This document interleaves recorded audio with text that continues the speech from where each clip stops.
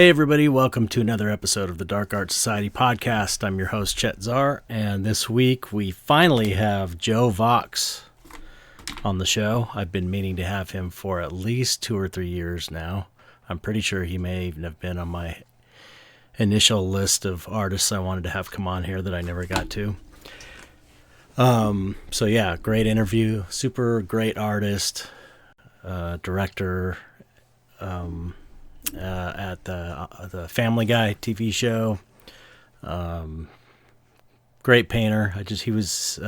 He had a show at Copro Gallery during the Giger tribute show, and it was fantastic as always. And I had a great time talking to him. Super fun guy. I could have kept going for hours. Great dude. Anyway. So, yeah, that's coming up, and what's going on with me? Well, I had to raise some money last couple weeks, so I made some new products. Been hustling behind the scenes, trying to make some money, and I think I got what I need, so that's good news. Came out with some new products and new canvasy clays. I've got the Divine Feminine canvasy clay at chetzar.bigcartel.com, and I've got Skullflower 2 as a canvasy clay, and I got these. I haven't even promoted these on regular social media. Most of my stuff I promote straight to the Patreon first. So if you're on my Patreon, which is patreon.com/chetzar, you get to see all my new stuff first. I haven't even promoted these publicly yet, but I got these wall plug, hand-sculpted plug wall plates, and I got some somewhere around here. I got some for light switches, and they came out really cool, so I finally put those for sale. Anyway, that's been my focus the last week or so, and now I'm back onto some tool posters and commissions, the usual. Anyway, it's not much exciting. Have I talked to you since the Giger show? Let me see. The Giger show was... Yeah, I must have. No, I'm so confused. Was that last Saturday? It doesn't matter. Anyway, let's see. Okay, if you want to support the podcast, please go to patreon.com/darkartsociety, and you can support for as little as $1. $12 a year. I mean, what a bargain, especially if you listen to the show every week. That's like a total bargain. It's nothing. If you join at the $5 and above level, which is also very cheap, I think for the value you get from the show, you get a 20% discount coupon for Skull Shop, who is our sponsor. And here's one of their skulls. Now, Skull Shop, SkullShoppe.com. Great skulls. So you get 20% off if you join at the $5 and above level, and it helps the podcast continue. Okay. Yeah, I guess the backdrop against my life the last month or so, couple months, is this new dog Valentine we got, this pit bull. She is so awesome, but she's pretty young. She's got a lot of puppy energy, so she's requires a lot of walking and playing and stuff.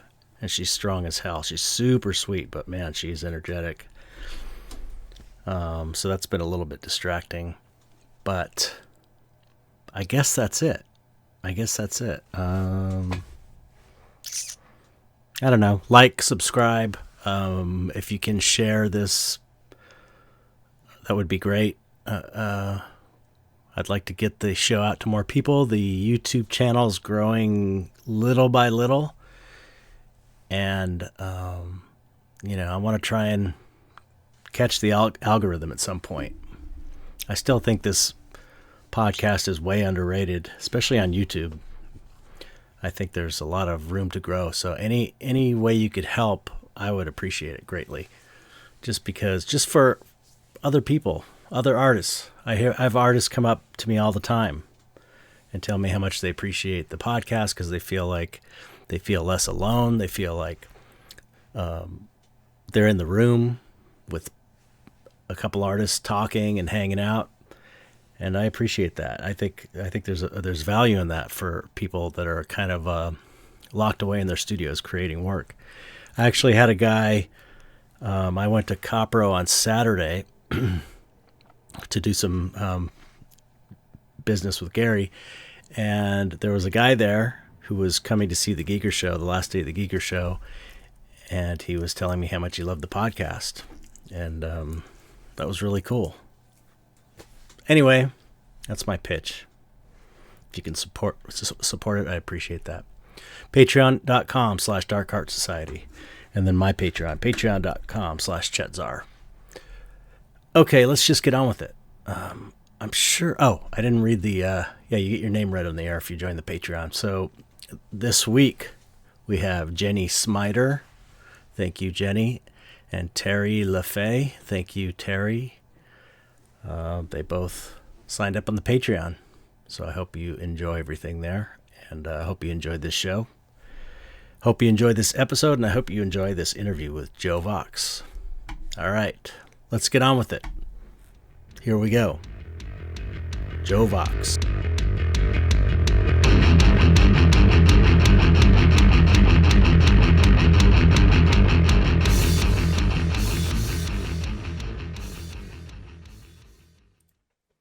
Hello, Joe. Chet, my man. Still good to see you. Good to see you too, man.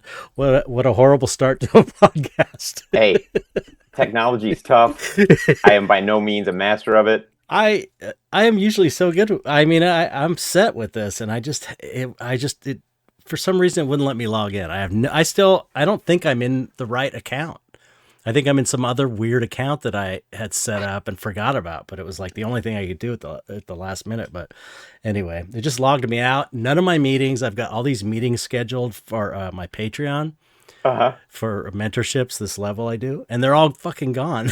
So that's like, if you clicked onto maybe the different account, it would be there, you think? Yeah, I hope so. Unless who knows? I'll deal with it later. Anyway, this is about you. Yeah, thanks so much. The invite. Yeah, thanks so much for coming on. I meant to have you on like 2 years ago or something. It's just like, Will you finally reach the bottom of the barrel, Chet? Is that what we're saying? Finally, I was like, oh man, I got no more people to interview. Yeah, I got nothing. I don't know. There's this kindergartner down the street that's doing some monsters. Maybe No. Family. No. I contacted you a long time ago. It's just like, I know. Every week, sometimes when I'm good, I'll schedule a month ahead or even like a month and a half, 2 months ahead. And then other times when that runs out, I go like, because I'll post yours Wednesday.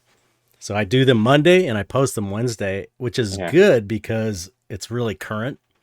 All the information's very current, but it's not good because then I like wait till last minute and I have a list of people like you that your name is on that I wrote 5 years ago of all the artists I want to interview, and then I just forget about the list. I just think, so much pops up my Facebook feed. I can interview them. I'm impressed you got a list. I'm so unorganized. We'll talk about it today.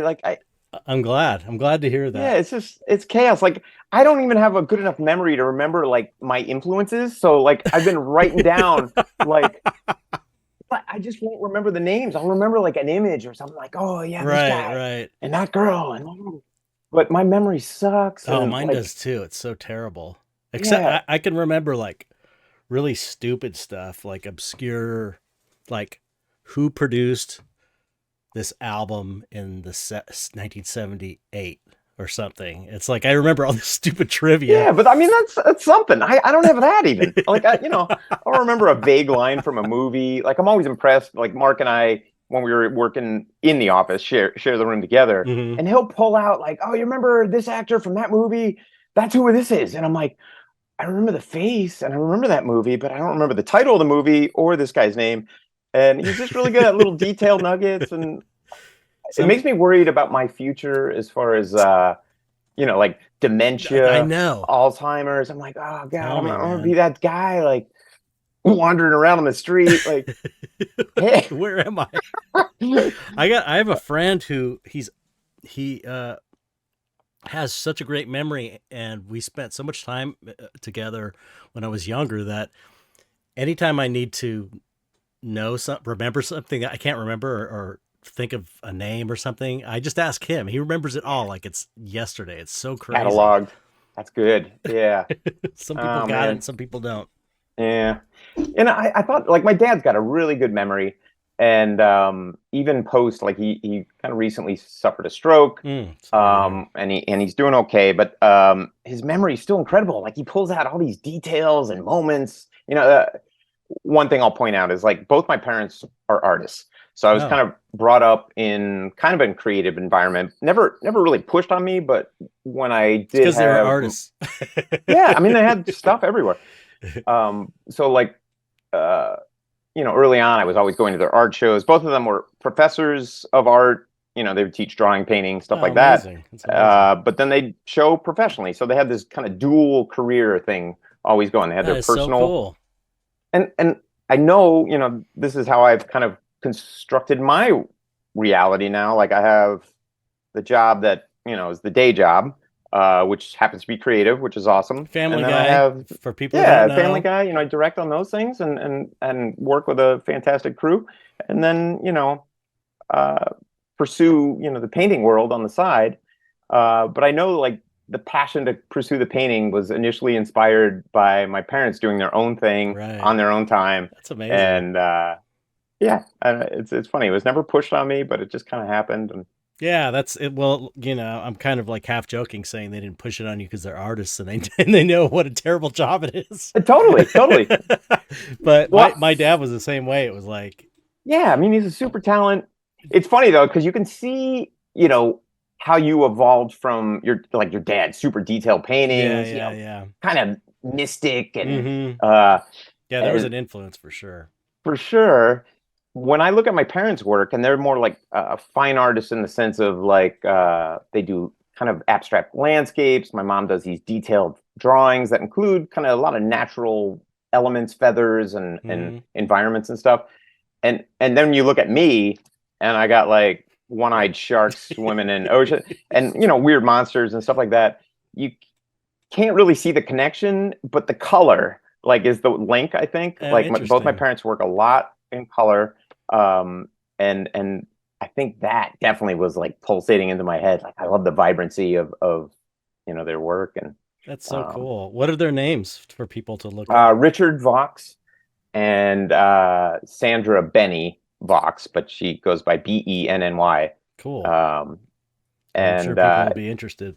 Yeah, I mean, it's night and day, but I think being surrounded by them definitely, I mean, they're my parents, but and super loving, super supporting of whatever I wanted to do. But yeah, I think they were kind of psyched when, like, I was a junior. I'm a little late in the game. Like, I was always building stuff, and I think initially, I mean, you kind of started in special effects, right?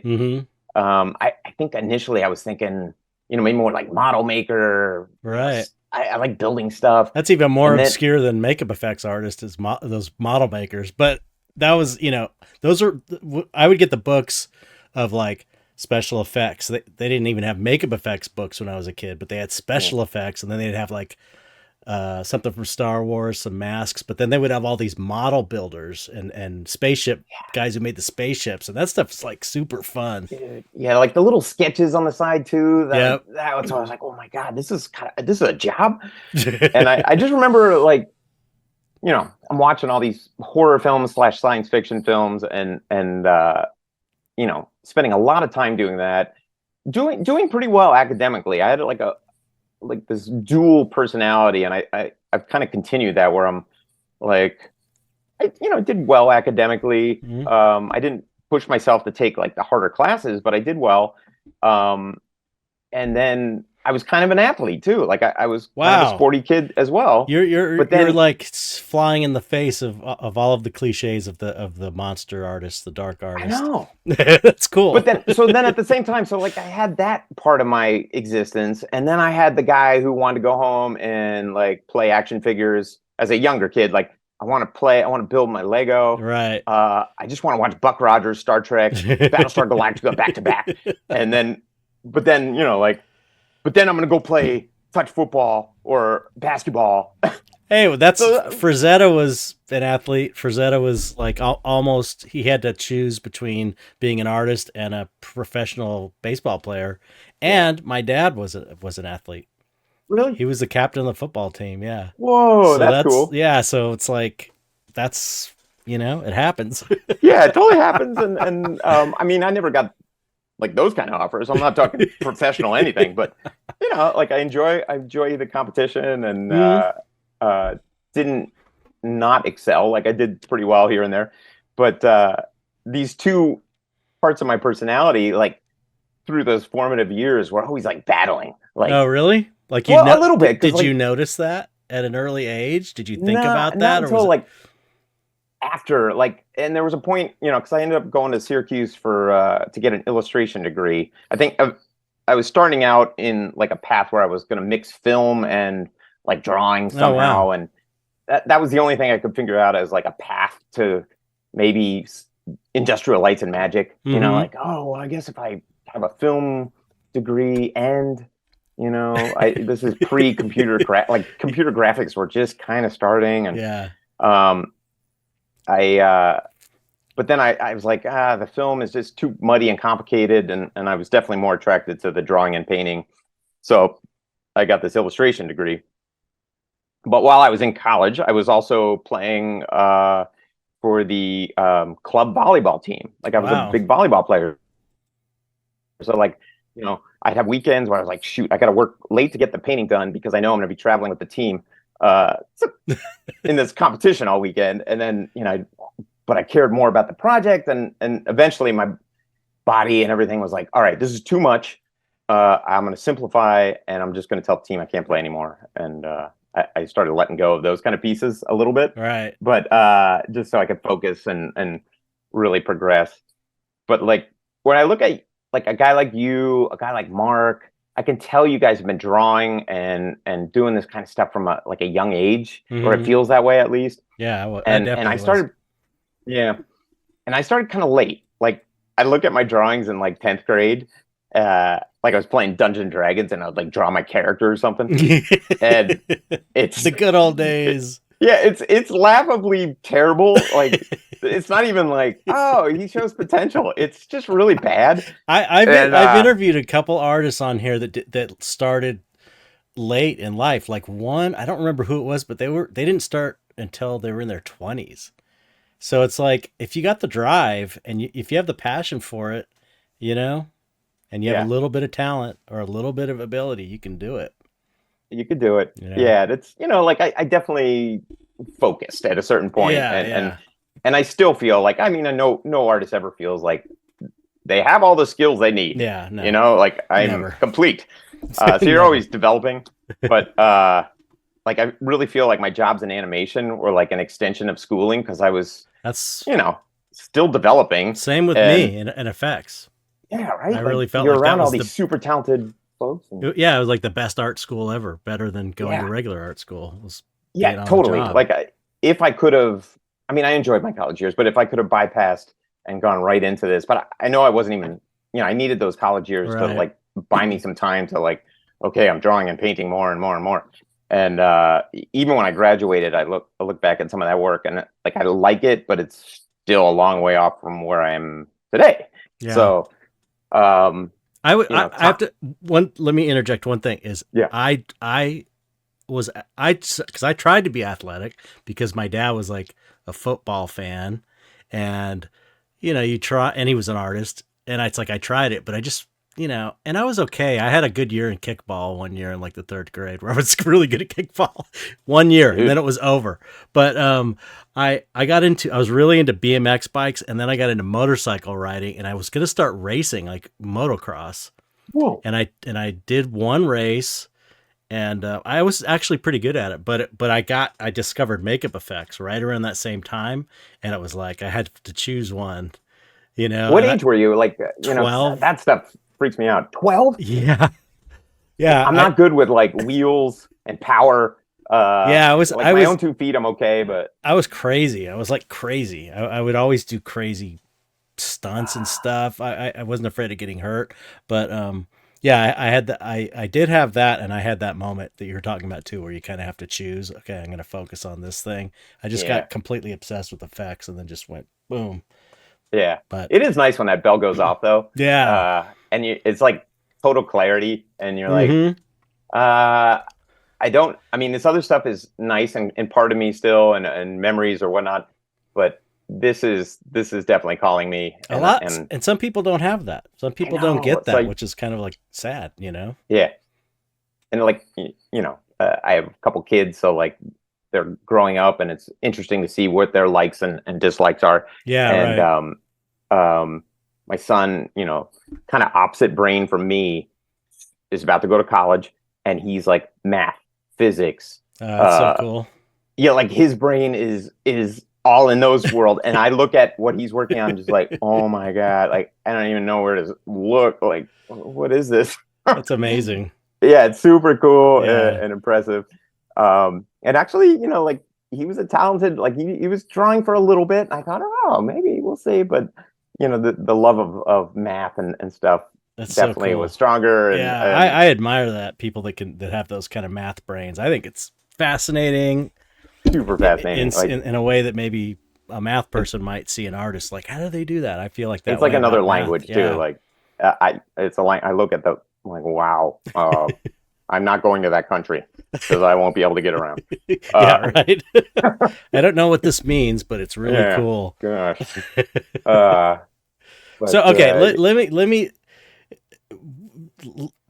me back up a little bit to your early childhood, because we kind of zoomed all the way up into college. my grave. So we know that And then Joe died. I just want to give your whole story. You had artist parents, which is kind of amazing and really pretty unusual. Mhm. Most of the people that come on the show did not have artist parents, and they were super supportive, which is amazing. And so you had like a happy childhood, it sounds like. Really happy. So you Yeah. weren't all didn't have go through all this trauma. But this is what I find interesting. I guess the point I'm making is, because there's this whole, I don't know if you've heard the podcast much, but it's like a lot of the artists that come on, myself included, I think, used dark art and monsters as a way of processing trauma as children. Because I grew up in the Mhm. early childhood. There was like a lot of, before my painter dad is my stepdad.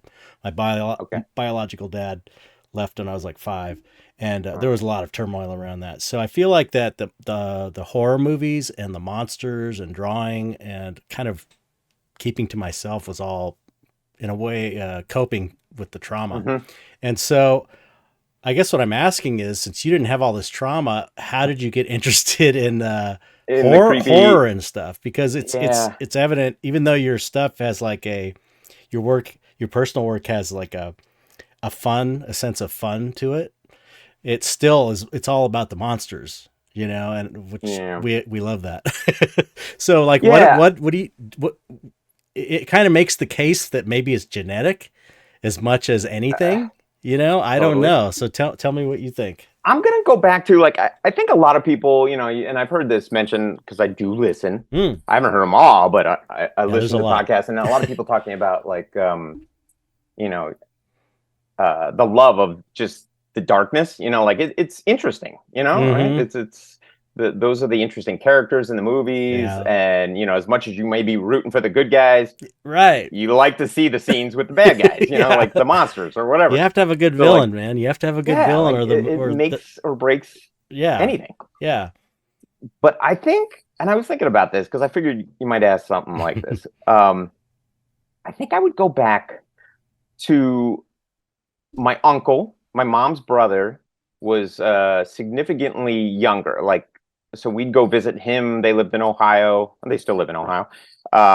And he is a high energy, kind of wacky personality who got a lot of joy out of scaring me. Okay. But he was kind of maybe a few years older than, like, I guess they would be my second cousins. So it kind of started with that age group. There were 4 kids in that family. How old were you when this was happening? How old were you when you were getting scared by this, like, dude? He let me get to 5. Okay. And then the terror, that's when I kind of remember, like, just absolutely, like, and it was tough because he would set up these elaborate things in this very small house to scare the shit out of me.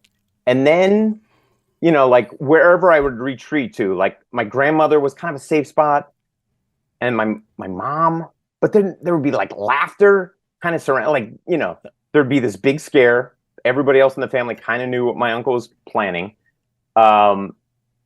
They'd hear me scream. They'd hear the footsteps, panic speed, run through the house, get to my safe spot, and then there'd be laughter at my expense, kind of, but it was also like, it's okay. Right, yeah.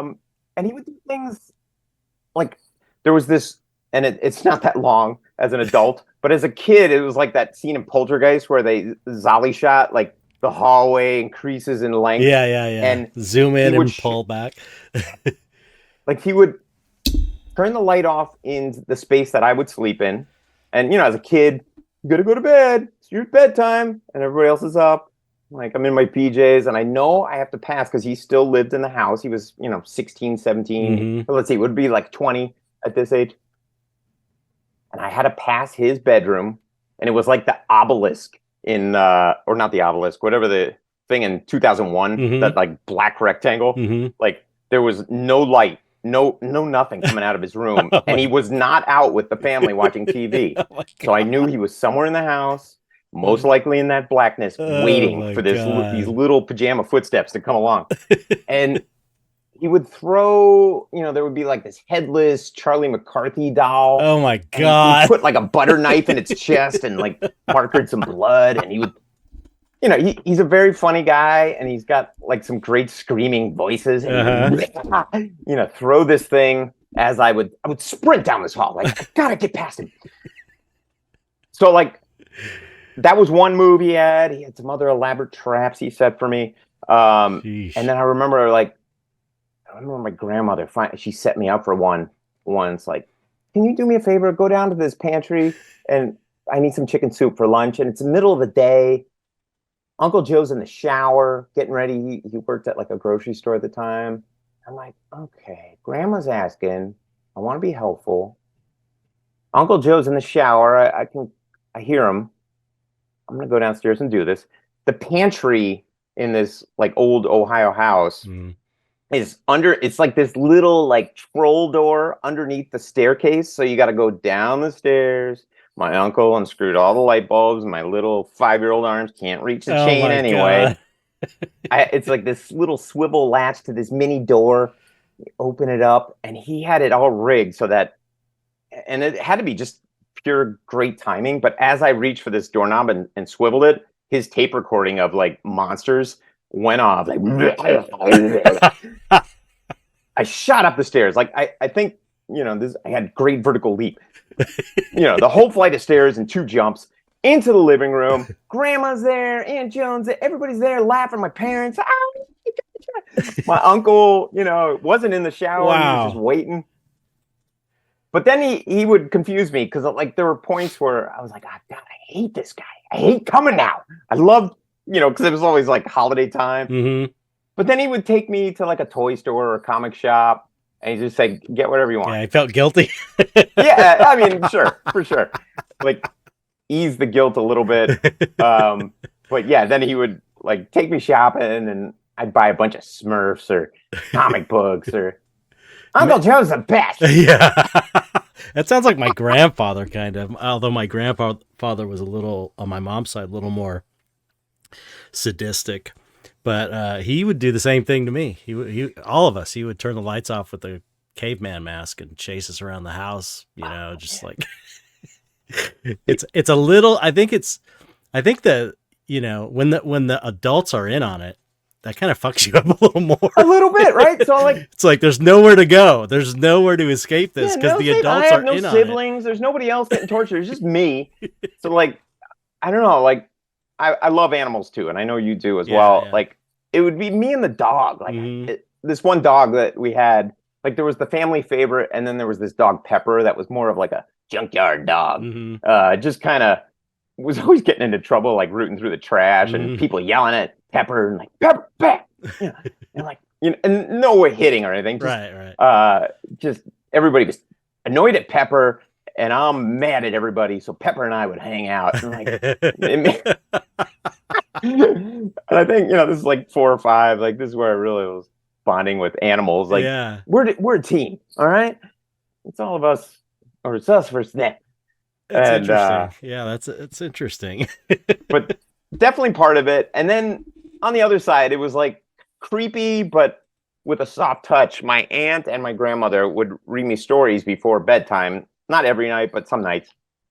And they would choose stories from, and I wish I could find this fairy tale book, but they were a cross between like Devil and Tom Walker. It was like, some innocent person meeting the devil on the road, and their life is at stake if they didn't sacrifice this or that. And I just remember like, or she had this other great tale of this wolf that tricks all these baby sheep out into the woods and eats them all, and the mother, in a panic, finds the wolf while it's sleeping by the river, and this fairy tale, but cuts the wolf open, pulls out all the babies that are still alive, replaces it with rocks, and stitches the wolf back up. And then when the wolf gets up like groggy, kind of like, oh, I feel so stuffed from all those sheep, those lambs I ate. I'm gonna get a drink at the water, the river, and all the rocks, the weight of the rocks, push the wolf into the river and die. What? Like, that's pretty dark. Stories I love. Oh, tell me the wolf one again. So like, there's definitely those moments that stick out as like definitely sculpting my interest in this kind of like fairy tale fantasy. There's a sweetness, but there's also a darkness, and the darkness is cool and creepy. And, it makes sense. It does. Did you watch horror movies and stuff, or it sounds like maybe you were more of a sci-fi guy when you're a kid? I think as a kid, more of a sci-fi guy. It's like that's how it is. It's like I think people in our arena, it's like they were horror, or they were. Most people liked both horror and sci-fi, but they liked one more than the other. And it sounds like you were more of a sci-fi guy, and I was definitely, but also maybe because like my mom, she likes spooky stuff, but there's a limit. And so I think, this is the day of renting VHSs and stuff like that. I'd go to the video store as a young person and like be like, can we get this? And she'd be like, no. So part of it, like as far as the horror angle, like Night Stalker was maybe as close as I get. Oh yeah. And I really enjoyed that show. Oh yeah. That was a great one.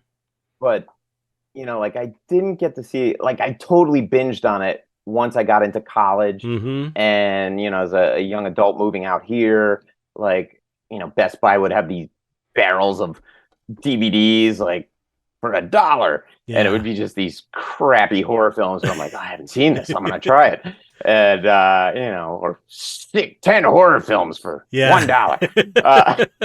I like kind of skip through it. Like, this sucks. This is terrible. I'm not gonna watch all of it. But definitely exposed me to a lot more at that age. So in like my early 20s is when I really kind of dove into the horror film, at least a little bit more. I saw Salem's Lot. I know Mark talked about this too, but the TV mini series that was on in the 80s. So good. That's so good. It's kind of comical in hindsight, like watching it, not the monster stuff, but like the drawn out like stuff in the city and the towns and who's sleeping with who. And you're just like, oh God, all right. Yeah. It's got its problems, but it's like the scary stuff is fucking great. So great. And I saw that at like 11, and destroyed me. Like I had nightmares for months afterwards. Like I could not go to sleep without seeing the Barlow eyes like staring at me like scratching in my window. Yeah. Yeah, that was a great one. That's it. Yeah, that was and I think my mom probably like after she probably had to get up and console me most nights where I was like sweating in bed, like buried under blankets in the middle of summer. But just like yeah, so she's like, no horror films for you. Yeah. Okay. Sci-fi is okay. Yeah, they kind of saw Alien. There's like crossover there. There's crossover. Alien was kind of a nice crossover, like a little blend that I don't think I had too many nightmares from that. The youngest nightmares I can remember were freaking Barlow and that clown in Poltergeist, that clown doll that comes out from under the bed. Yeah. God, that did a job on me too. Yeah. But okay. Yeah, so it might have been just more like parental, like I want to sleep tonight, so let's make sure Joe doesn't watch anything too creepy. Yeah. He has a vivid imagination. Yeah, very vivid. So you weren't at that early age, you were dabbling in art, but you weren't like totally committed to it. Yeah, like I would sculpt things, if ever there was an option in schools, like you could build a diorama. Okay. Or you could write a paper. Right. I'm the guy building the something, doing the poster, whatever the creative option was. Okay. So I was like choosing general creativity and making things. Yeah. And I think, like I loved Lego as a kid, so like it couldn't get too dark or weird, but I would build castles and those kind of things. Yeah. So there was definitely creative energy there. My buddy Marcus Gardega, who I play Dungeons and Dragons with to this day, he and his brother really were the two people my age that were drawing like wizards. And I was like, God, I really like what they do. And I would try and emulate it. And that's kind of when I do these D&D characters, I'd be like, God, mine sucks. That was fun. Dude, drawing D&D so bad compared to what they're doing. But okay. Like it was so fun. Yeah, it was super fun. But like at the same time, I think I had some jealousy, envy that they already got it. Like, and he went on like my friend Marcus went on to do more like IT stuff. He totally could have been a talented artist too. Yeah, but it's a trip to see that happen.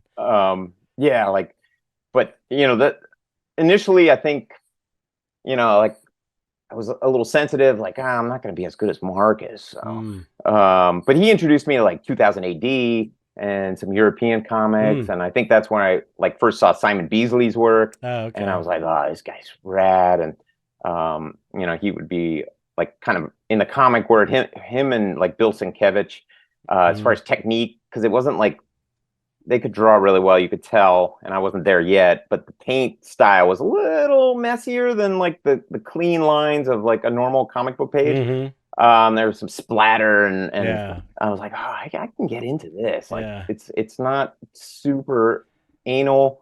Like I think my job in animation has become a little more anal. Like it's minute details and redrawing of stuff, sometimes several times to get it the way it needs to be. When I do my personal paintings, I try and dodge as much of that as possible. And it's like, at most I'll do like a thumbnail that's very loosey-goosey, and it's kind of key compositional elements. And maybe if I'm feeling it, like a tone, like color palette kind of thing, but very loose.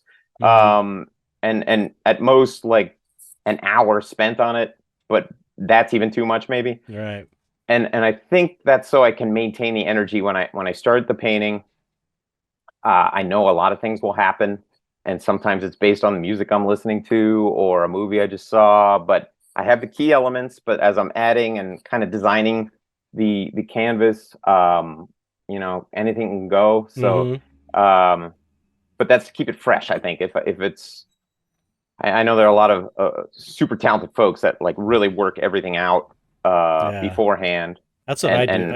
That's where I'm at now. Which is awesome, because then you have like two products too, right? Exactly. But I've noticed that it's changed over my career. It's like you get to you learn one way of doing things, and you're like, oh, I'm going to try and do it this way. Then I'm Yeah. going to try this. And at this point, it's like I'm more trying to be like planned out and efficient, just because that's like a new way to be. Because I was Yeah. more a little more like you're saying, just kind of more free. But yeah, I mean, you kind of lose something. You do lose some spontaneity when you do it that way. Yeah. But it's like it's just a different way of doing things. Yeah. No, I mean, yeah, you paint so well. You're like one of those guys that initially, uh, like what year did you start showing in galleries? Because I feel like we're kind of about the same launch point, maybe. Yeah. I think we started around the same time. I think. Well, my first show at Copro, I think, was 2005 or Okay. 2006, and I was showing like maybe the year before at Cannibal Flower and stuff. Yeah, that's where I think I initially saw and met you. You and Luke, Yeah. and uh, and you guys were like royalty there at that point because like you would sell a ton of paintings, Well, and everybody, oh, Luke's featured or Chet's featured tonight. Luke was royalty. I mean, he was. I once I started selling, because I was showing for probably a year and not really selling anything, or Yeah, maybe a couple years, because I was like 2000. I was like, I'm gonna try and be a painter because I knew kind of how to paint a little bit.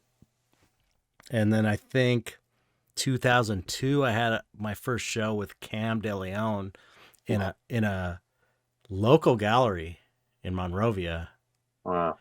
and I did one for Adam Jones' ex-wife. No, that was my first one. That was 2001, and that was like kind of my first. It was a long story. It was kind of like a mini show for her band. I was like in the lobby of where her band was playing, and Awesome. then it was the local gallery. Then it was Cannibal Flower, where I wasn't selling anything for a few years, and then I came upon my portrait thing, and then those started selling. But still, Luke was like a hot shot. Yeah, big cheese, and like Yeah. as like gregarious as like I can be in those environments. I'm insecure. Like I just you know the Campbell Flowers were fun nights, but I was a little shy about like approaching Yeah. you guys because I mean it was a big night. It's And funny. It's funny because I felt the same. It's like we all didn't know what we were doing, and we were like, it just. I mean, it was fun and exciting because yeah, this scene was happening, but at the same time, you're nervous because you didn't really know that many people, and yeah, it's a lot of work too. Like yeah. you got to haul it down there like Saturday morning or And Friday, and and you then better pick pick it it up the up next day, or else Sunday morning or you're whatever. never gonna see it again. Never. Yeah, like I guess all my work will be all right in this warehouse. Yeah, like so I did a bunch of those, and there was another thing called Create Fixate in LA. Oh, I don't I know if you remember remember that that. group. Yeah, So yeah, I did yeah. it was kind of the same concept, and they were a pretty nice group as well.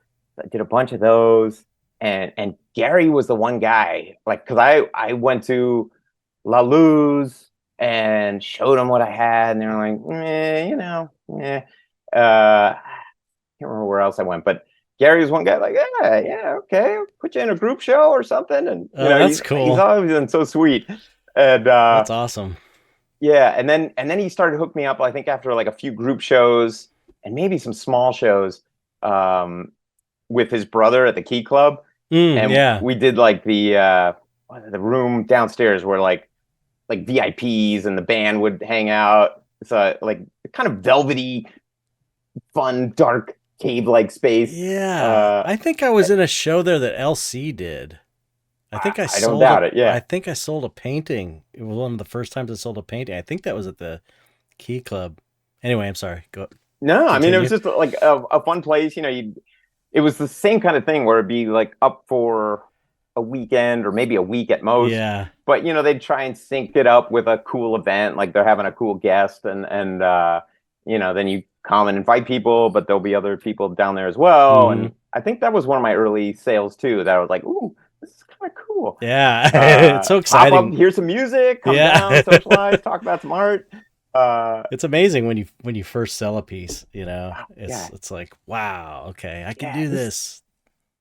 yeah. I think like the consistency for me, and it's probably my fault. Like over the years, because I'm never like 100% in on.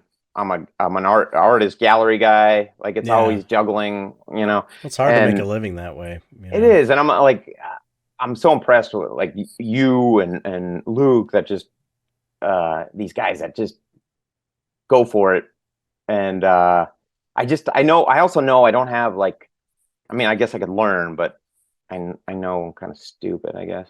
But like, like the business angle of stuff, and I don't Yeah. know, just you got to really hustle. You got to constantly hustle. Yeah. It's Maybe like I'm. no, I feel you. It's like I just had to learn it because I had to. Yeah, You know, it's like but I wasn't talented in that way. Um Although I kind of had a knack for it a little more than I thought I would once I learned yeah, it. But I was thinking about this the other day that, you know, because I mean, I would love to just be a gallery artist. And like I paint, gallery sells the work, and it's enough. It's enough to yeah, cover everything. But it's not, it's not enough to cover everything. So I have to kind of do this. I was thinking about it the other day. I'm like, you know, I have this kind of retail business, this online business. It could be selling socks or seeds of plants or whatever, but it's like it's my artwork, my prints and stuff, and my yeah, merch. And so it's like it's not a fine art job. It's like a retail or you know, yeah. I get your own retail shop. Um, and so And that's you're at the point where you're like, if you make the print, you got to have the tube, you got or however yeah, you send them. yeah. Like, I've got like boxes. I mean, I've got all my suppliers set up. I've got packing material. It's like no problem with that stuff. yeah, It's like I have that in stock. But it's just like something I never wanted and never thought about doing. It was just like, okay, this is if I'm gonna make this happen, you know, if I'm gonna make this career happen, I'm gonna have to do this. You know, yeah. learn how to do it, and you know, it's kind of painful, but you know, it's just definitely worse things to do. You know. Totally, totally. Like, how do you? I know you probably talked about this, so you don't have to spend too much time. But you like do that part of your business like morning, and then Yeah. like paint evening, or yeah. Yeah. That's exactly. It's like morning. Because I have someone come over and help me do up until 12, do like Hmm. shipping and stuff, and resin cast and resin casting and stuff. So until 12, I you know, do any business stuff, and then I Hmm. try and do the art stuff in the second half of the day. Nice. You know, because Yeah, it spills into the evening sometimes. It's like I have more time. I have this. I could stay up late and do extra work if I need to, and I'd rather do yeah, that with the artwork than with the business stuff. yeah. It's funny. The other thing I noticed, like about my my dad in particular, but both my parents are not night owls. Mm. Yeah, like my dad is kind of on farmer time, like Hmm. sun goes down, it's bedtime. But then he'll get up at like 4:30, and sometimes he would be working in the studio That's how my dad at that was. time of day My dad was just, until you know everybody else woke up. yeah. And so I've noticed as I get older and older, I think young Joe was like, I'm gonna stay up late and be different and be a night owl. And of course, in the college years and younger years, there was a little bit of that, but I could definitely feel myself sinking into the sun went down. Better go to bed. And my kids make fun of me all the time because I need naps. Like Yeah. I can't exist without them. Like I gotta like take them. And whenever I can, I'm like, "Where's Dad?" Oh, I know. Yeah. And that's where my assistant, my dog, who you can't see behind me, is like my number one supporter of naps because she's like on her back Oh behind me. yeah. She's almost on the same schedule I am. Like a dog, I need 20 hours of sleep a Yeah, day. right. I got up at 5:30 this morning. It's like I'm a night owl by nature, like since I was a kid. I used to be up. My dad used to get up at like 4:30 in the morning and meditate, and every day. And I would during the summers I would be going to sleep and see him getting up to go meditate. Good night. Because I was like a super night owl. I've always been that way, but I do so much better when I get up early. You know, I don't like it. I mean, I don't really like it, but I like the feeling of like, oh, it's early. I've got so much more time ahead of me to do everything I need to do. Whereas if, you know, you're up at 3 a.m, 4 a.m, and then you wake up at 1, it's like you feel like, oh, my whole day's screwed. Yeah. You know? I think so. I'm forcing myself to do that. Yeah, I mean 5's intense, dude, or 5:30. Yeah, that was random though. I just woke up. That's for some next reason. level. I went to bed early though. I went to bed like 9 o'clock or 9:30 last night, which is weird. But I'm kind of forced these days. Like I start my workday early anyway, just because I like to try and wrap that all up by 4:35. But my dog is recently diabetic, so she needs shots, insulin shots every 12 hours. Okay. And like initially, her meal times were like 8 or 9. You know, when we'd wake up officially. And 4:35, but now with this 12-hour gap, we're like, oh, we need to find like a time that's reasonable in the morning, and also reasonable at night. Like, yeah, we can wait till 9 in the morning, but eating dinner at 9 at night is a little intense, right? So I got to get up at 6:30, feed her, you know, give her a shot, take her for a walk. So like now it's kind of just something routine. We do. Yeah. That's good. But that's good. That's what I normally do. I'm like 6:30. It's like I've gotten to where.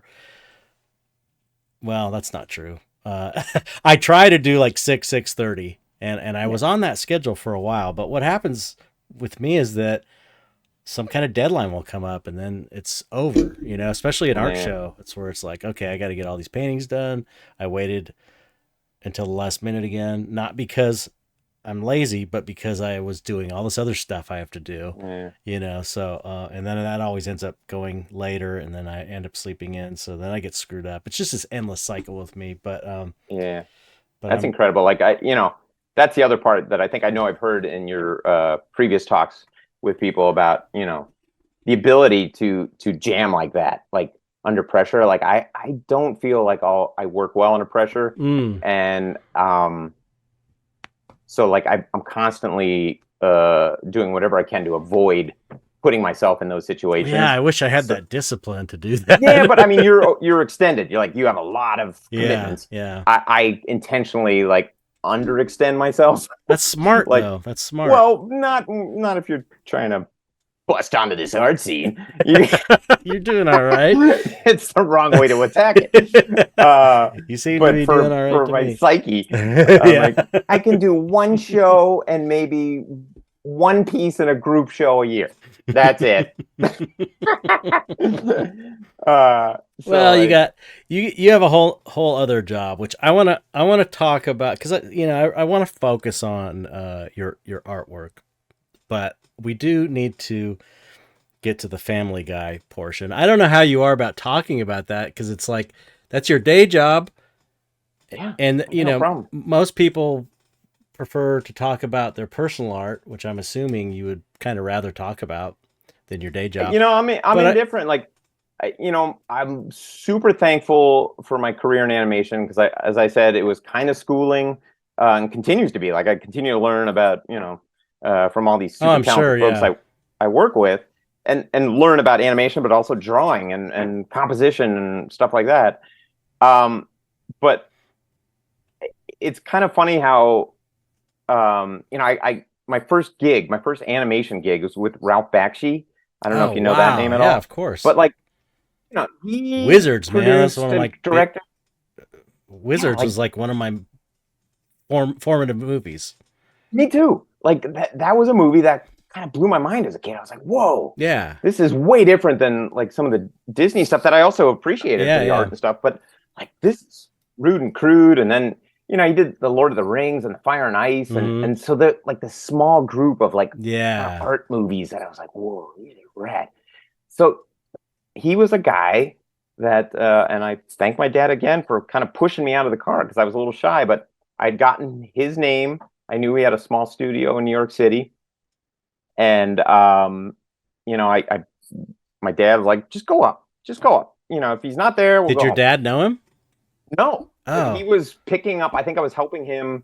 He was like dual purpose. He was picking up or dropping off some paintings in the city. I was dropping off illustration books at various publishers trying to get some work. And I was like, I got this address in Chelsea, he's like, let's go. And he knew the city really well. Oh my God, that must have been so nerve-wracking. Oh yeah, and he's like, just go up. If it doesn't work, we'll go. We're done. We'll go home. What a good dad. And Ralph was sitting in this kind of cool 2-room studio space, tons of paints, and he does all these kind of other paintings on the side. And come in, he's a real big guy and kind of rough on the edges. And he starts flipping through my portfolio, smoking. He's got coffee. He's like, yeah, it's pretty good, Vaux. I'll tell you what, I'll give you some work. Yeah, really, a little bit of a list.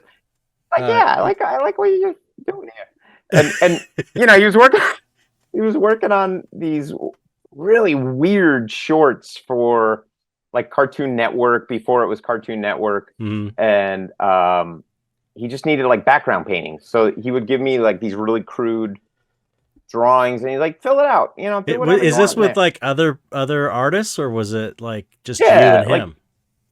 Kind of it felt like me, him, and maybe 5 other people. Wow, that must have been it was really intimate. Okay. Wait a minute, before you keep going, where did you grow up? New York. I'm a New York guy. Okay. So Long Island, outside the city. Okay. Just to have some context. My parents were always going to the city. I think the agent that handled their work was in the city, so they would go bring paintings. Okay. And so, my dad was super comfortable driving around the city, which was a godsend early on because the city's very logical, but it takes a while to figure out the subway system. And I was like, I don't know, I'm just going to walk the streets until I get to where I need to go. But he would, pick me up occasionally and drop me off. And so okay. So that's where we were. Okay. New York based. Okay. And so, and this is after you got out of college. Yeah. And you were just trying to find work. Trying to get some illustration work, trying to DC Comics. I had some comic ideas I was trying to figure out. But at the same time, I was drawing better and better, but I knew it wasn't ready yet. Right. But I think I had a little better sense of paint and color at that point. Okay. So if somebody else had done the drawing, I could take it to a point that might be fun. Okay. Although it's funny, I look back at some of the work I did for this Bakshi short thing, and it's pretty. I mean, everybody starts somewhere, right? So you look at it and you're like, okay, well, you got lucky, kid. But that's amazing. He kept me working for a year, doing all sorts of stuff, and that's eventually so cool. We moved out of his house or out of his studio in the city, and I was driving up to his house. He had a house in upstate New York, and I'm working in his basement, and he would pull out paintings or pitch art that Plug had done for Wizards. Wow. The originals, he just had everything. Or Barry Jackson did all these cool world paintings that are swirly cityscapes and stuff. He's like, yeah, check this out, Vaux. You'll like this. And I'd be like, holy crap. I didn't like that movie, but I like this art. Yeah. I love this movie. This movie was awesome. But yeah, it was just kind of a wild experience. And then, so he had a project that he was pitching with HBO. HBO was going to start this studio out in LA. And he's like, I'm not going, but I think you should. And I had done a lot of kind of pitch work to help sell the product. And so I ended up working at this really small studio in Century City with super talented folks that to this day still boggle my mind. And that was the extension of school. Working with Ralph was awesome, but I don't know if I necessarily learned a lot. But it Mm-hmm. was when I was at HBO that I was like, I could see people drawing and doing their thing, like storyboards and character design and background painting. And I was like, oh my God, this is awesome. And it was maybe 30 people making things like the Wow. early Spawn cartoons. And Really? yeah, Wow. What so I was was doing background paintings what was the name and of the studio? it was called Boo Animation, but it was like HBO's Okay. personal little animated venture. And yeah, that was 2 years of just awesomeness. And that was my move to California at that Okay. point. So Okay. uh, and then out of that job, met a lot of people, and one thing led to another, and yeah, then it ended up on Family Guy, and As a kind of worked. storyboard artist on Family Guy? I started as because I transitioned out of like background paint and painting backgrounds for shows into storyboarding. I like the storytelling aspect Mm. of the episodes, and there were some rocky years where I didn't quite have the skill set, and I'm still working to get that skill set. But like I remember working at Sony on a couple shows and just like having panic attacks because like a review I had didn't go too well, and Oh. they had this like really dingy bathroom like downstairs tucked away that nobody ever went to because it was kind of dirty and like filled with roaches and stuff. Mm. And it was kind of cool because right outside this bathroom door there was this storage facility that they have like the Wheel of Fortune wheel and all these like props and stuff. But I remember just going down there, sitting in like the crapper and not going, but just like, okay, come on, dude, just it's okay, just breathe, breathe, it's all right, go back up. And anyway, Wow. again, the kid continued. He kept working and improved, and ended up starting as like a storyboard revisionist on Family Guy, What's a basically doing story? notes. Yeah, what's a storyboard revisionist? So storyboard artists would do a lot of the scenes, but then the supervising directors might ask for like, I don't like this scene's angle, or I want to improve the acting in Okay. this scene. So the revisionist will be the person that does the tweak Oh, okay. and redraws the scene, or so getting and eventually it led to like, let's give Joe a small scene and see how he does. And then I became an assistant director under one of the supervisors now, who's a super talent, a guy named Dominic. But like it again was like a nice family, and as long as you were a good guy and worked hard, like there was a lot of encouragement, a Hmm. lot of support, and like if you didn't get it quite right, they would help you massage it into shape. So And you who do you think is responsible for that? Was it like who was managing it, or was it just because the people were all cool? It seems like it usually kind of comes from the top, you Yeah, know? it definitely, like, Seth MacFarlane is an intense dude. I don't have any relationship with him, but he definitely knows his craft really well. Mm-hmm. And he had people under him, this Peter Shin, this Caravallo, and Shannon Smith, and this Dominic Bianchi now, and James Purdom, that were knew what Seth wanted, but could present it in a way that would really help you learn how to consistently get it. Mm-hmm. Like um, so yeah, it's definitely like the managing folks over there were super. Especially if you're a good person and they know that they don't want to Right. lose that, and they know Yeah. you're going to keep working at it. But I mean, So they would just kind of groom you. yeah, but you hear these, you hear these stories about, I don't know, different art studios where, um, it's a toxic environment. There's assholes get ahead, and Yeah. incompetent assholes get ahead, and people that deserve it don't move forward. But it sounds like the environment you were in was very not toxic, non-toxic. Yeah, no, and I am super lucky because I know it exists out there. But I would say the majority of my animation gigs have been either with people from this original HBO group Mm-hmm. who super thoughtful, very generous, with time or whatever, um, and just enjoyed the person as much as the art they created. Hmm. And so like most of my jobs were either with folks that were part of that, even once it dissolved, or And it's kind of like a little stone of shame right now, but my producers on Family Guy also produced at Sony, and Sony was great for the most part, but we worked on the show Dilbert for a couple years, and I had no clue that the guy was freaking. I don't think he was always. I think he kind of turned Well, into a he prick. probably was. He just didn't have a platform to really. True. But so now I don't talk about that part anymore. But that was my initial directorial gig. Like Really? I worked on the last season of the last episode of the first season of Dilbert, and then the second season. Wow. But my producers on that show were incredible and super great people. That's cool. And so I've been super lucky to be surrounded by so many good folks. That doesn't mean everybody there is a great apple, but right. Enough good apples. Yeah.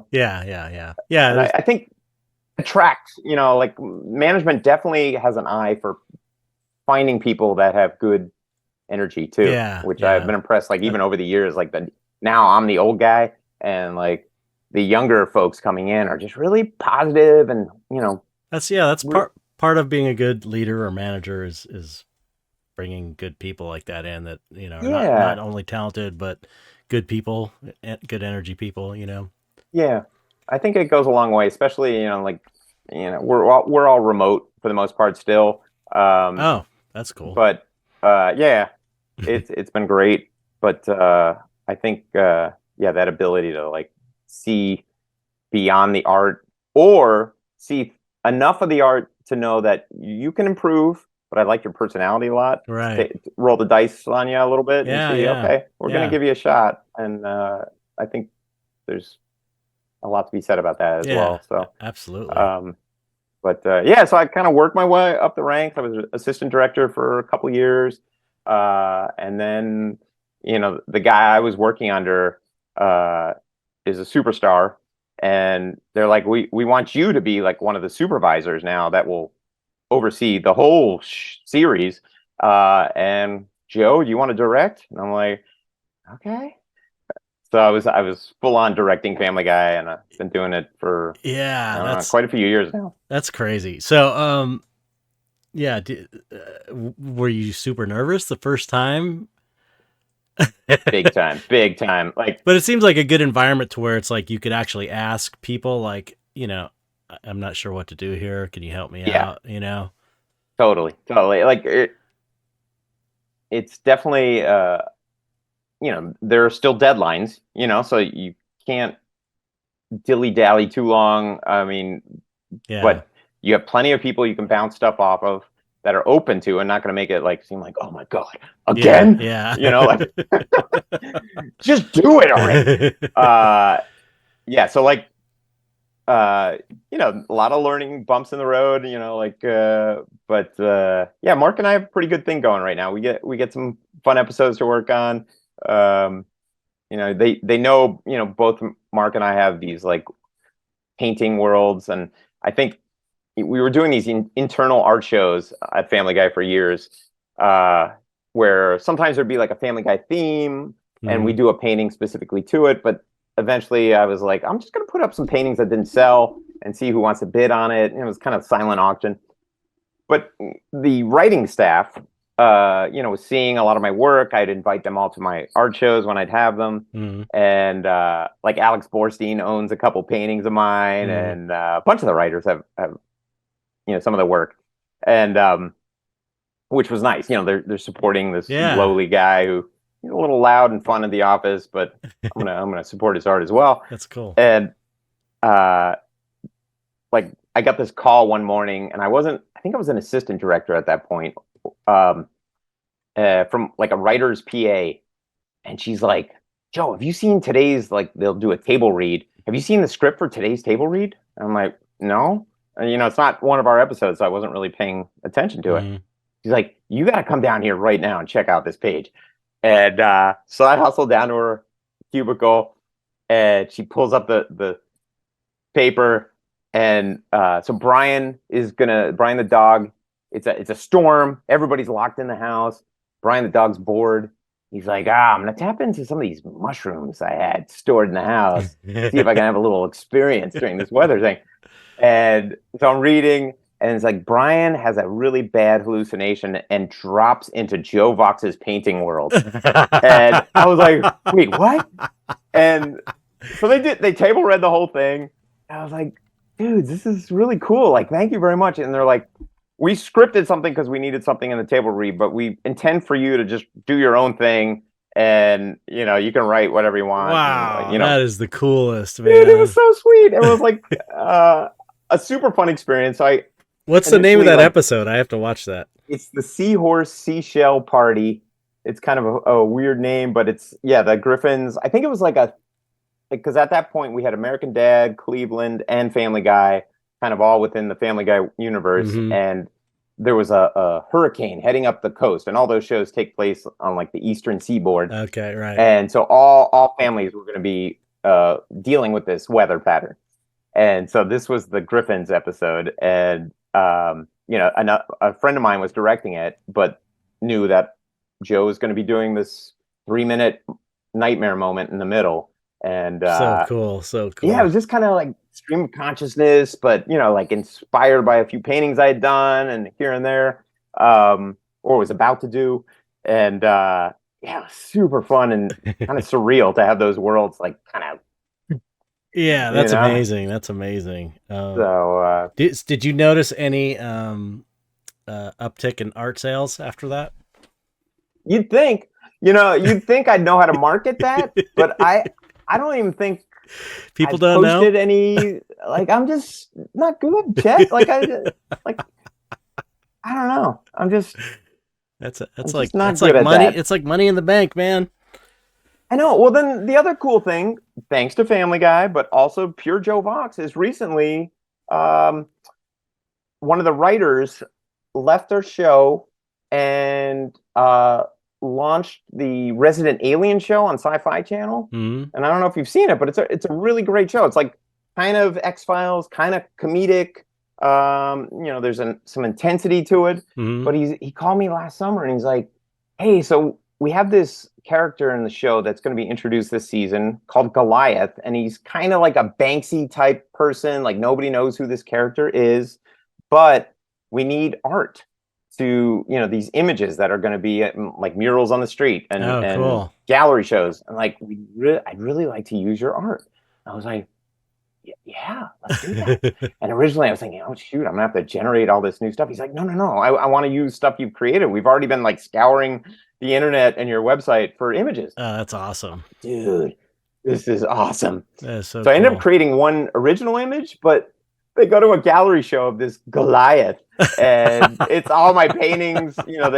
I was working with the production team. They get them the images and then glue them up. Yeah, it was super sweet. That's great. I was like, oh my god. A few of the paintings, actually all the paintings had sold. So if I did know the person, I'm like, I don't know if you watch it, but you might want to pay attention to Resident Alien this season because you might see something that's in your house on the show.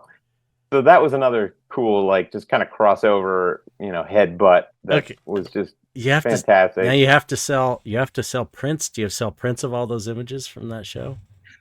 That was the one thing. Like, I have this Threadless account, and I did notice a little uptick, for the fans buying. So that was something. But yeah, I am so bad at I have these little golden eggs that are given to me. Here, Joe, we like you, and here's a gift. And the producer's like, don't worry about it. Like, you say Resident Alien all you want, and don't worry about giving us anything. I'm like, okay, great. Wow. And what do I do with it? I mean, I tried, but I suck. Well, this is not uncommon. This is I think most artists are like this. I was thinking the other day how it's like this world is not made for us. It's like it's not made for us. It's like we have to try twice as hard just to kind of like be normal. Like, it's made for other people. Yeah, So it's not it really is. it's not suited towards the artistic mind. It really isn't. My brain, like, it's like tax season. My buddy does my taxes. and I'll sit down with him, and he starts talking about things, and I could just feel my brain Oh, I know. slowly, like, because this is a buddy, and I know he's got my best interest in mind, but I could feel like all like the ears are shutting down, and I just start daydreaming, thinking about other things I want to do later, where I really should be paying attention, but I'm Yeah, not. I know. It's so hard. It's so hard. Yeah, and the older I get, the worse I get Yeah. at even trying. Like, me, guys, just not gonna stick. It's not gonna. I appreciate it, but Well, you're it's doing all right. I mean, you're doing great. So, yeah. I mean, I'm super thankful that I've been able to carve out a little existence where I can do what I like to do, and yeah, I thank uh, the energies of the planet and all these things yeah. for that. So, but yeah, it's crazy out there. So you were kind of building this fine art career while you were having this animation career. And Yeah. so, do you feel like the animation career has influenced your artwork? I mean, yes, in the sense that I feel like my paintings always had kind of like a cell, like this is a frozen All right. scene Yeah, from yeah, that's some a true. weird movie or Yeah, something. yeah, it does have that feeling to So it. I think it definitely helped keep it in that world. Um, and for sure, just the skill level, the composition, color palettes, whatever, like Mm-hmm. just absorbing from seeing other people work. It's what, I sorry to interrupt you, but it's the same thing with me and makeup effects. It's like if Yeah, you I think mean, it's like, I'm doing these monsters. This is the same kind of stuff that we would sculpt. It's like totally, it gets right? in your head, you love it, you're into it, and it's like, so yeah, that's kind of a dumb question now that I think about it. Well, no, but I mean, yeah, like it's not often or always that I think your potential day job can, Right. coincide with, your passion or I whatever. think if you're into But your job, though, if you yeah, like your job, it's going to have an influence. for sure. And it's like I look at kind of Instagram in the same way. Like I post, but like 90% of what I follow are artists. Hmm. And every time you post something or Mark posts something or anybody, it usually if I'm having a moment where I'm like, I don't feel like painting today, or I just can't get my butt in gear. As I get older, it gets harder and harder sometimes to Yeah. like have this dual personality thing, and Hmm. you know, uh, and then I'll see a post or something and be like, "Ah, they're doing it. I can do it. I can do it." And it's like motivation.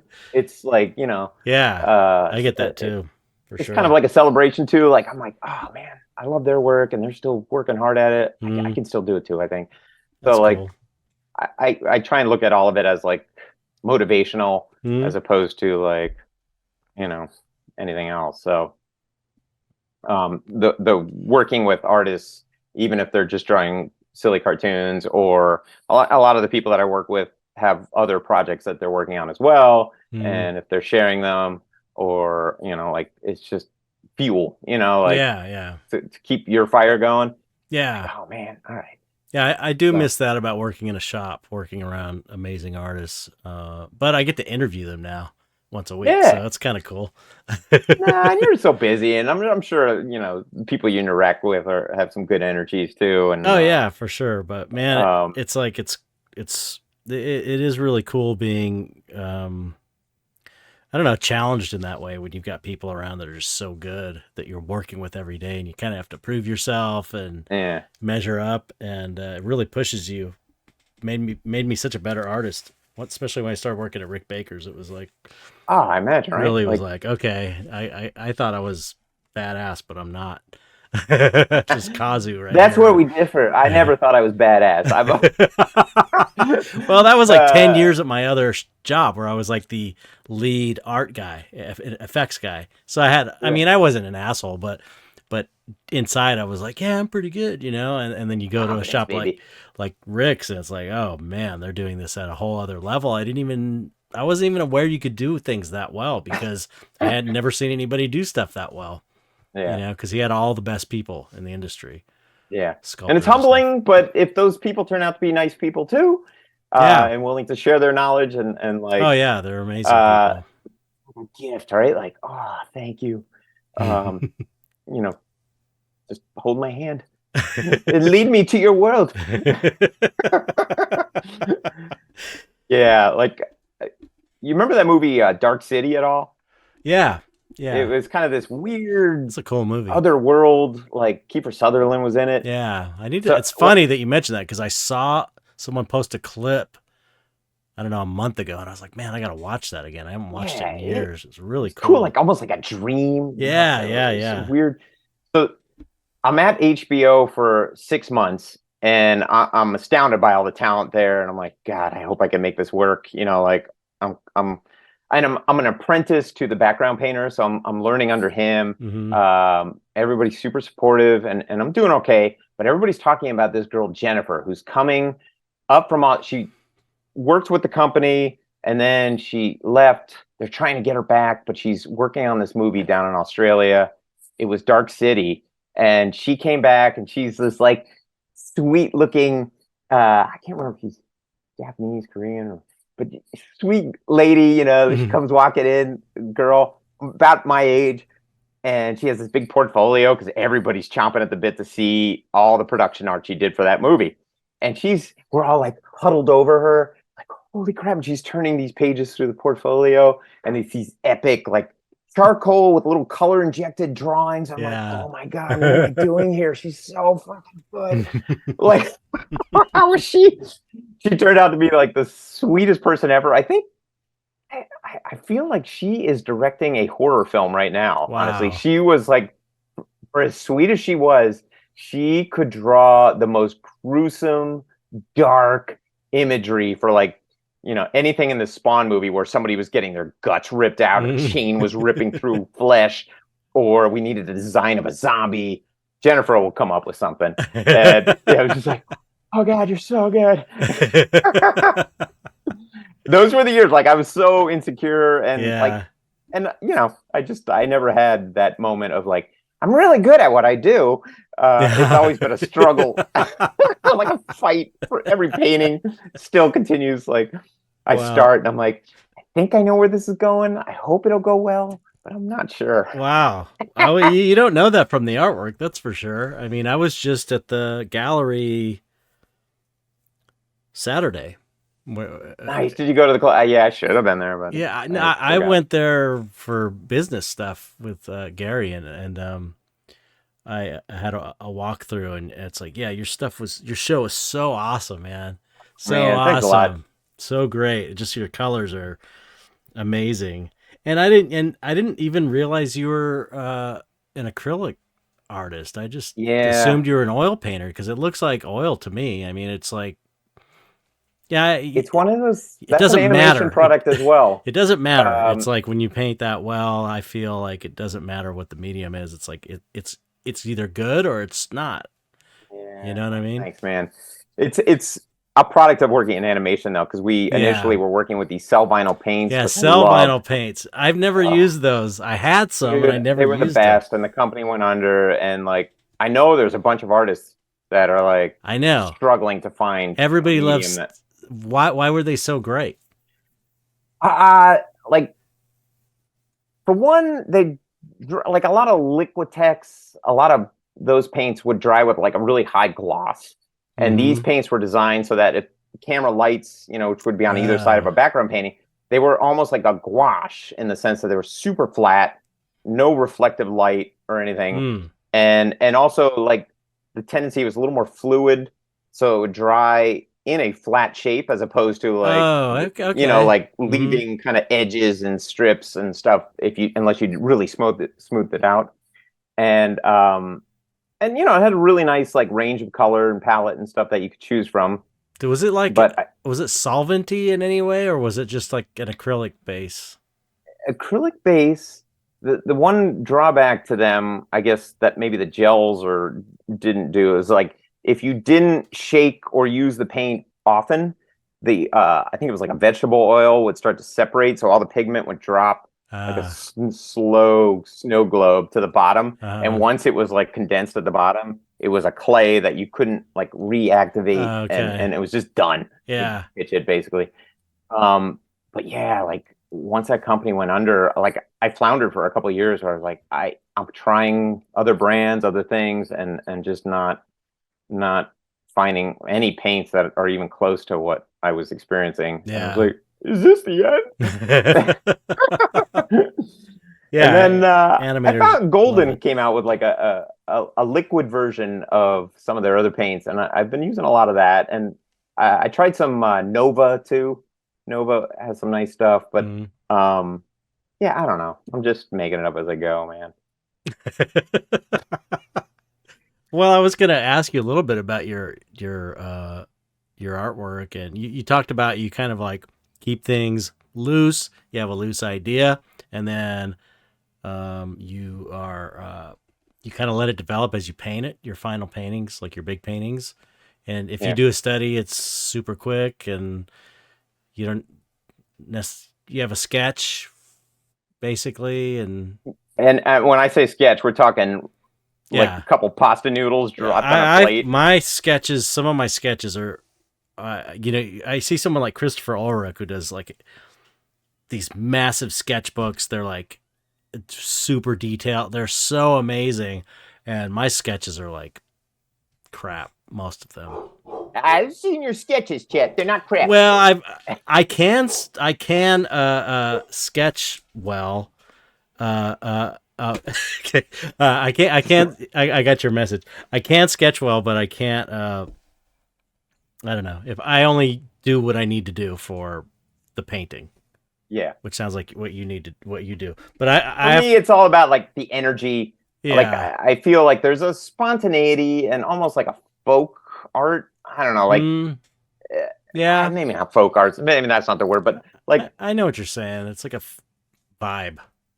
Yeah, if I put too much pre-thought, and it's bitten me in the ass a couple times, but if I put too much pre-thought into a piece, it kind of kills my motivation on the piece. Like it still might be a good concept and might be fun to paint, but I lose a little that like I can't wait to sit down and continue this, when it's unexplored, like anything can happen. It kind of reminds me of Chris Marr's approach. Is that what he is like? Well, I think he's just kind of I think he's super improvisational. He'll just kind of start and just fill the thing up, and it's got it's just very active and colorful in the way that yours is. But anyway, I know you have to go. You've got family duties. I hate to be a buzzkill. Oh no, it's so much fun talking to you. I could keep going for hours, but you have a family and you have to do that family responsibilities. You're a family guy. Okay.